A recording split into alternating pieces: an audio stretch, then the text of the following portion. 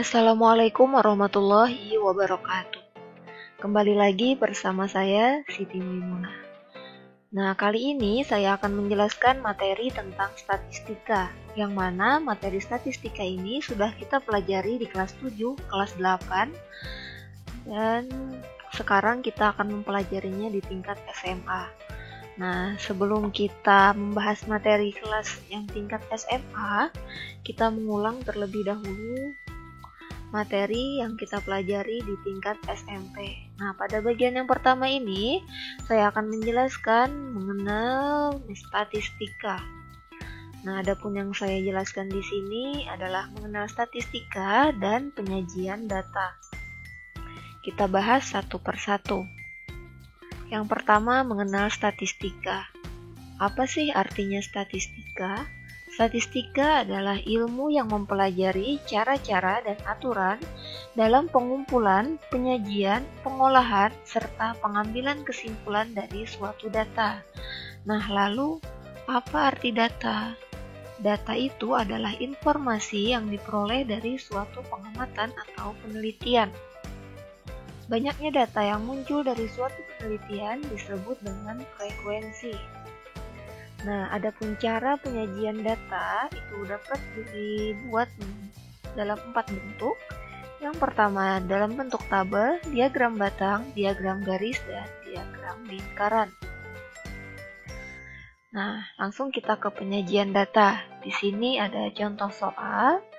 Diketahui data nilai ulangan harian matematika kelas 11 PPS Asyuhada adalah sebagai berikut. Di sini dapat kita lihat pada layar 70, 65, 75, 70, 80, 85, 90, 70, 65, 65, 70, 100, 65, 70, 70, 100, 95, 50, 60, 60. Sajikan data nilai ulangan matematika tersebut dalam bentuk tabel, diagram batang, diagram garis, dan diagram lingkaran. Nah, langsung kita bahas satu persatu cara menyajikannya. Yang pertama, menyajikan data dalam bentuk tabel. Nah, di sini tadi saya buat data nilai matematika. Data ini diperoleh dari contoh pada slide sebelumnya. Nah, begini bentuk tabel dari nilai harian ulangan matematika.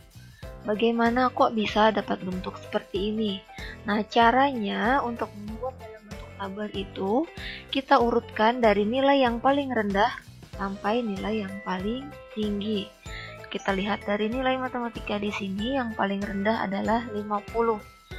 Jadi kita tulis di sini 50, kemudian 60, 65, 70, 75, 80, 85, 90, 95, 100.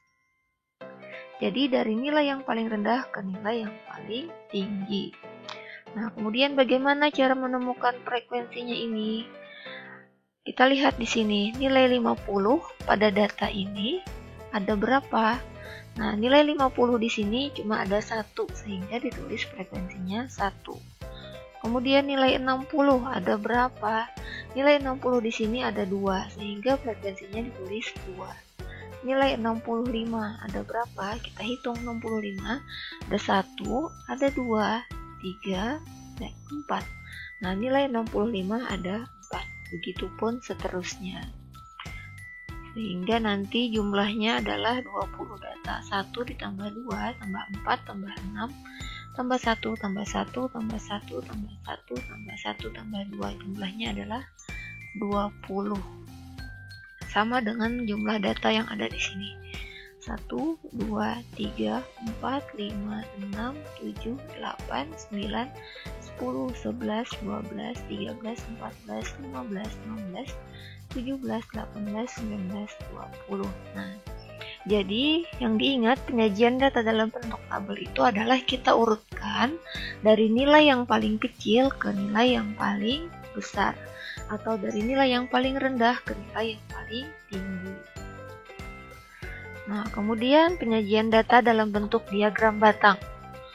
Mungkin dari antara kalian ada yang tahu bagaimana bentuknya diagram batang? Nah, di sini nilainya saya tampilkan terlebih dahulu. Nah, diagram batang itu bentuknya seperti ini, seperti batang-batang. Nah, pada garis yang mendatar ini untuk nilai, kemudian untuk yang tegak lurus ini frekuensi. Untuk angka-angka di sini diperoleh dari data nilai yang di sini tadi.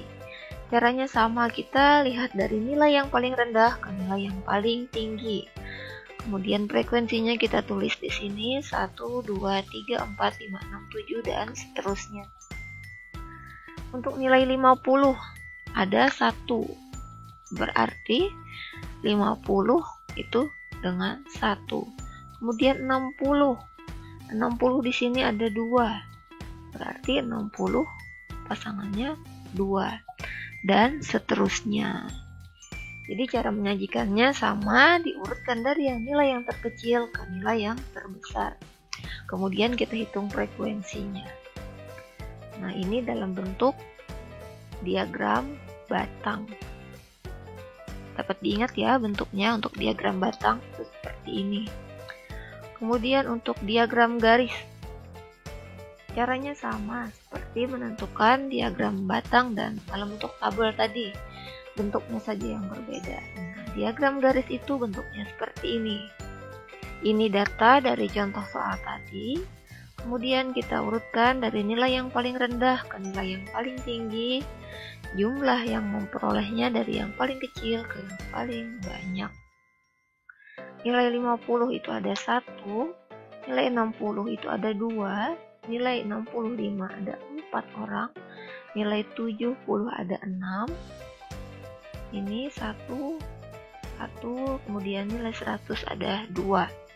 Nah, kemudian kita hubungkan. Nanti ini kita beri titik terlebih dahulu. 50 dengan 1 kita beri titik, 60 dengan 2 kita beri titik, 65 dan 4 kita beri titik, 70 dan 6 kita beri titik, dan seterusnya. Kemudian titik-titiknya kita hubungkan sehingga membentuk suatu garis seperti ini, sehingga disebut dengan diagram garis. Nah, kemudian yang terakhir diagram lingkaran. Nah, diagram lingkaran itu bentuknya seperti ini. Pada diagram ini sudah saya bedakan. Untuk nilai yang 50 berwarna biru, nilai 60 berwarna ungu, nilai 65 berwarna hijau, dan seterusnya. Nah, lalu bagaimana caranya memperoleh?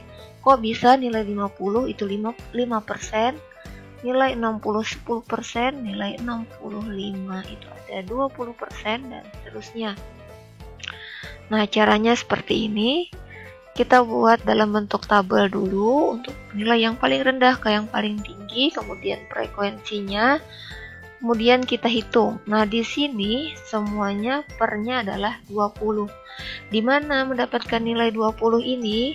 Nilai 20 ini diperoleh dari hasil penjumlahan 1 tambah 2 tambah 4 tambah 6 tambah 1 tambah 1 tambah 1 tambah 1 tambah 1 tambah 2. Hasilnya itu 20.